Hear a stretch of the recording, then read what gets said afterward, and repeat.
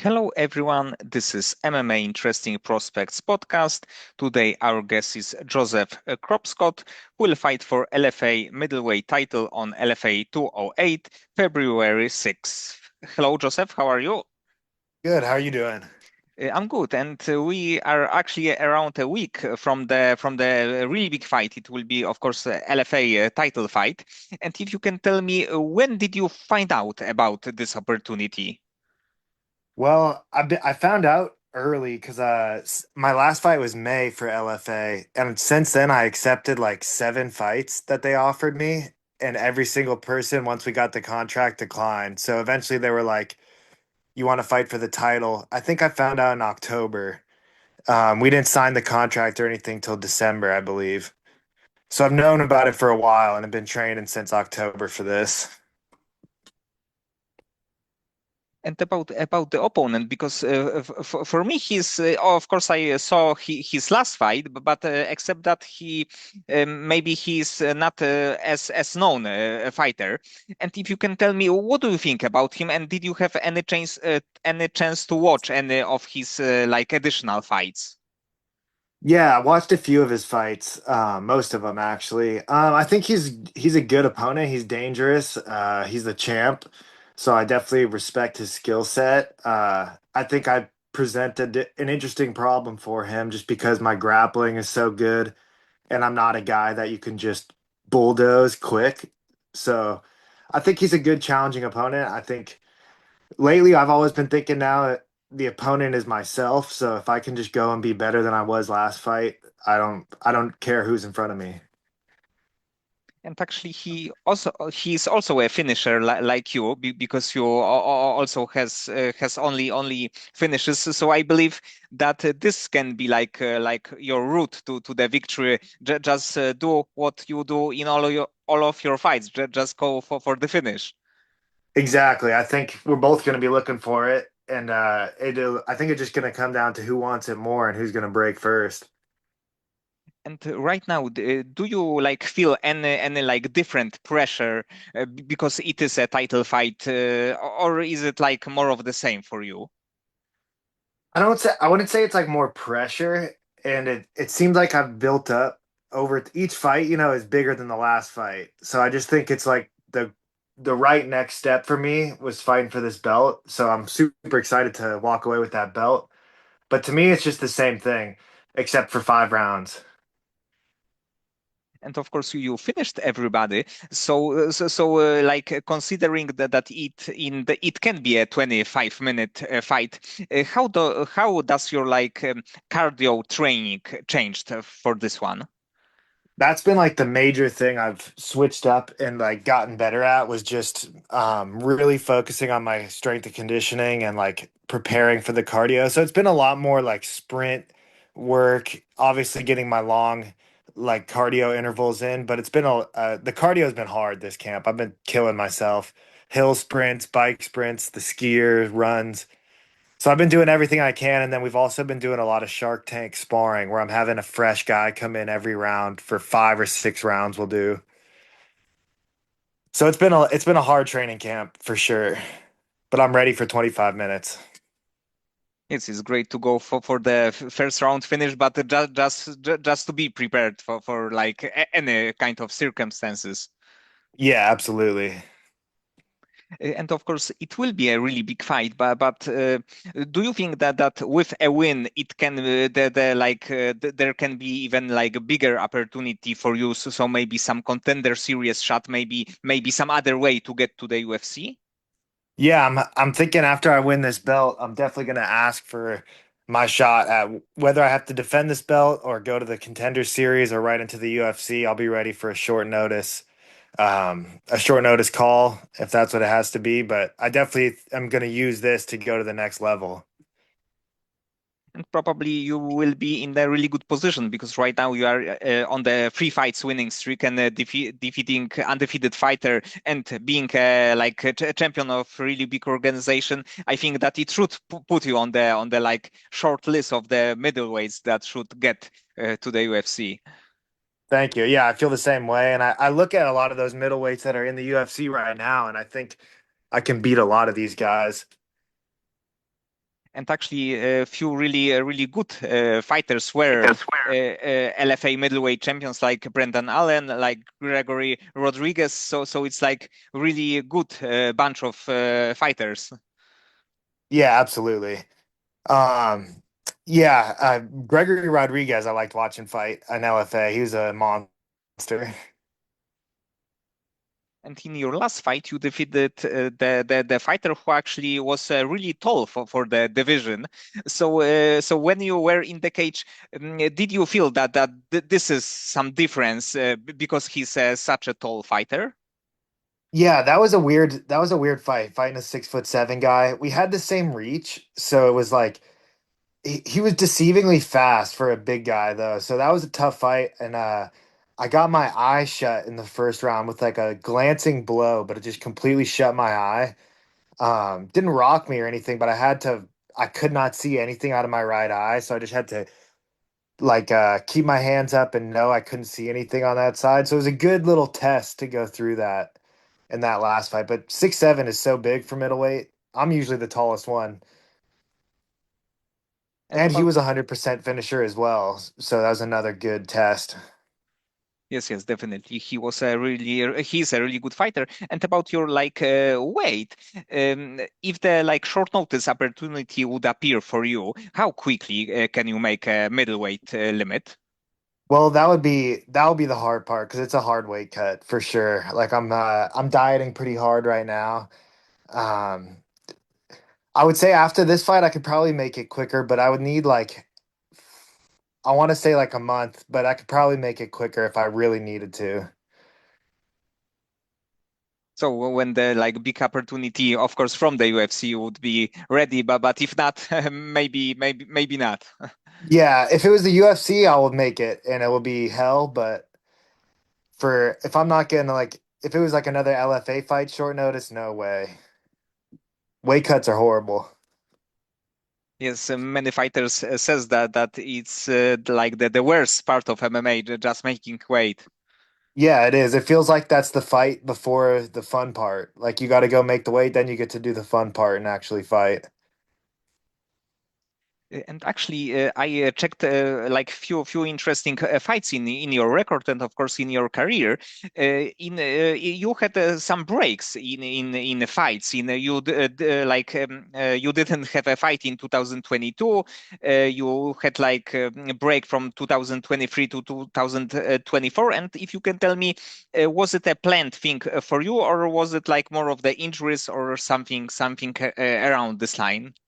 I don't remember. I think I took a little break after I had like three losses in a row that were tough losses, like competitive fights, and I think I just took a little bit of time to focus on jiu-jitsu and I was just competing a lot at ADCC tournaments and just really trying to get my grappling level higher.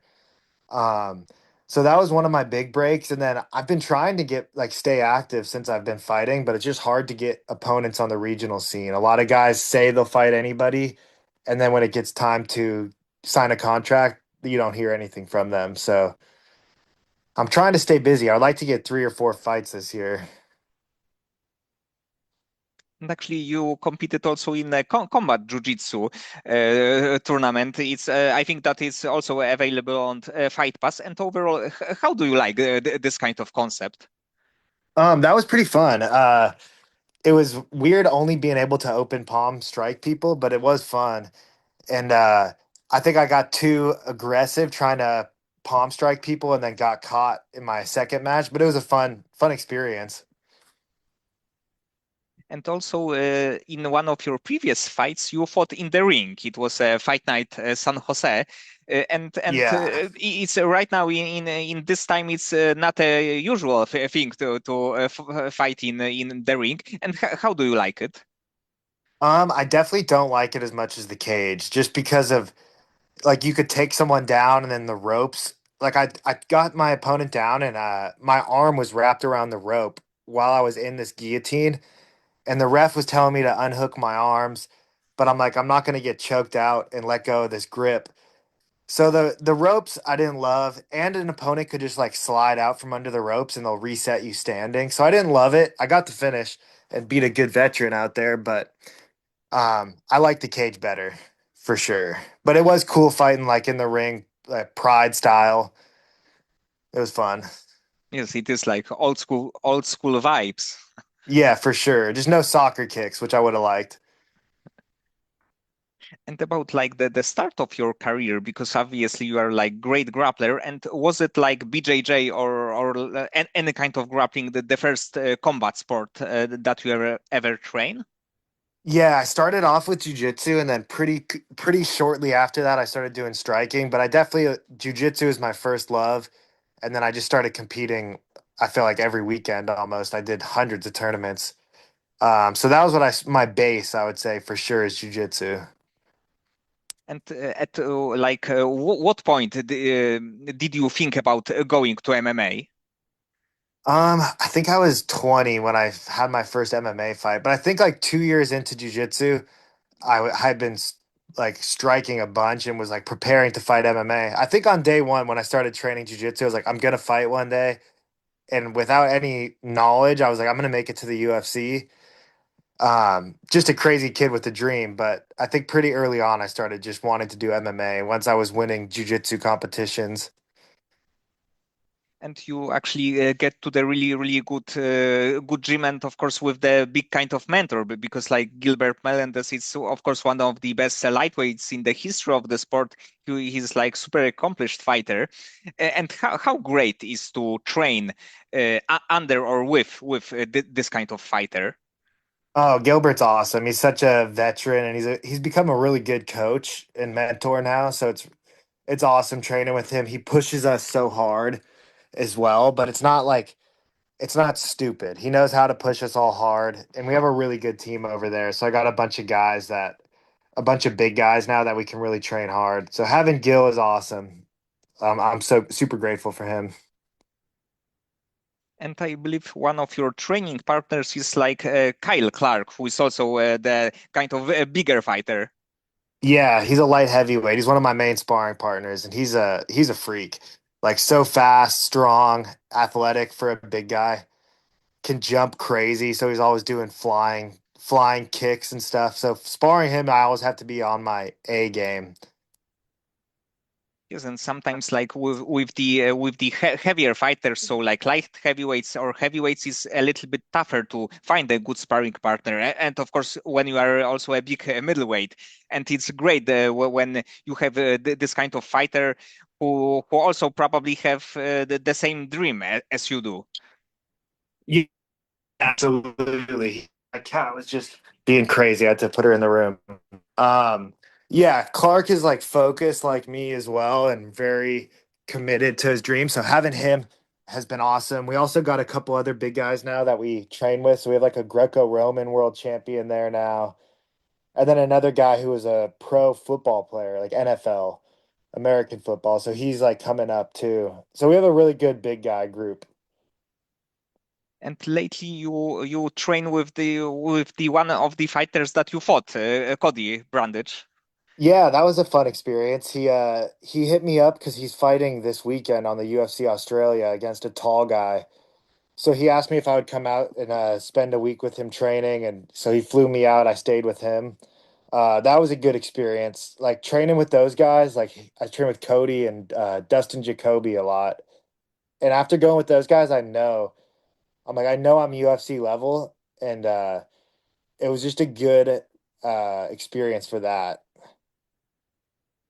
Yes, and it's kind of crazy that like you know that you are on this level and you actually just need one opportunity to show up, nothing more, because you spent a lot of time in the gym. You had a lot of fights, like pro fights, and in the end, there is like one thing that you need, just one chance. Yeah, exactly. It's just, and now I think I've learned the mental aspect of the game along with the skill set. I think I had to go through my losses to get to this level where I've learned these lessons. So I feel like it's all coming together on February 6th. I think I'm going to make my big statement for sure. Do you have like one grappling technique, so one finishing technique that you would like to win your fight by? Maybe next one, maybe one of the like fights in the UFC, but just one technique that Like you a special technique. Oh, that's yes, a good yes. question. I have some tricky chokes. Like I almost hit Cody in my LFA fight with the buggy choke. I've got a mean buggy choke, but I would prefer not to be on my back. Um, I'm definitely like a choke expert. I would say I never go for like arm locks. It's all chokes. Um, well, that's a good question. Maybe like a Japanese necktie. I've been working on that, and I got a nasty squeeze for that with my length. So a Japanese necktie would be sick. Yes, there are few like really cool and not really use submission, but in the end, like all good rear naked is probably still the best thing. Yeah, that's my go-to. Rear naked, Darce. I mean, I haven't had to use that a lot, but the rear naked for me, I'm like so long and I can get to the back really well. And if people haven't felt my squeeze, they're gonna go to sleep from that rear naked. And when you watch a UFC fights, especially from the middleweight division, do you see sometimes a fighter and you like thinking about how you can defeat them or even like doing it in your head? Oh yeah, absolutely. I watch a lot of those middleweights I watch. I'm like, oh, I could beat this guy, and how would I beat that guy? For sure. There's a few guys I look at. I'm like, I would love, give me a shot at that. RDR, Renee de Ritter. I think I would beat that guy. I know he's pretty high ranking, but my style I think is a nightmare for him. And who do you think can beat Khamzat Chimaev? Because it's like there are like few options to fight him, but what do you think? He's a monster. So I think maybe the only guys who could do it, maybe Imavov. I feel like people sleep on how good Imavov is. Um, that's a great question. Chimaev, that's a tough one. Imavov, I think, would have the best chance. Or someone who is just not going to get grappled like that, but I don't know who could stop that takedown. Yes, I'm actually a big fan of Anthony Hernandez, but of Oh course yeah. you need to survive this like one first or second round with Khamzat, and it's like super tough to do. Yeah, I don't Anthony is tough. I like watching him fight too. He's a dog. I would like to see that one too. Hamzat is a real puzzle. I look at that one and I'm like, man, that's a tough fight. You got to stop that relentless takedown. And outside of like a fight game, when you are especially after your fight and you have a little bit more free time, do you have like any hobbies or passions, but not related to combat sports? Ooh, not related to combat sports. That's tough. Like I have a fiance and a cat, so like we will if I'm not in the gym, we'll be hanging out with the cat and the fiance. We like to go out to the mountains and go find some rivers to jump in, hike around, stuff like that. And then I'm a big anime fan, so I like watching anime, getting my nerd on with that. I'm pretty basic. I like hiking, I like that, hanging out with my family, and then I enjoy training, so I'm always in the gym. So usually after the fight, how quickly can you get to the gym? I try to get back in and at least start like getting my strength training going like within a week, just because I feel like I cut all the weight, so I want to get back to weightlifting and feeling strong. But I'll usually give it a few weeks before I spar, maybe a month before I'm back sparring. Yes, it's probably good to have a little bit like free time and not to be beaten all the time from the sparrings. Yeah, it feels good to just go like lift some weights and then maybe I'll do some light jujitsu and stuff. But yeah, I like taking that month because then it makes you want to go back into fight camp. If you're just constantly rushing back into it, I think you could burn out. Okay, Joseph, so many thanks for the time and for conversation. Of course, I hope that you will win your next fight, and who knows, maybe your next fight will be in the UFC. Hell yeah, that's my plan. That's like my vision for sure for this.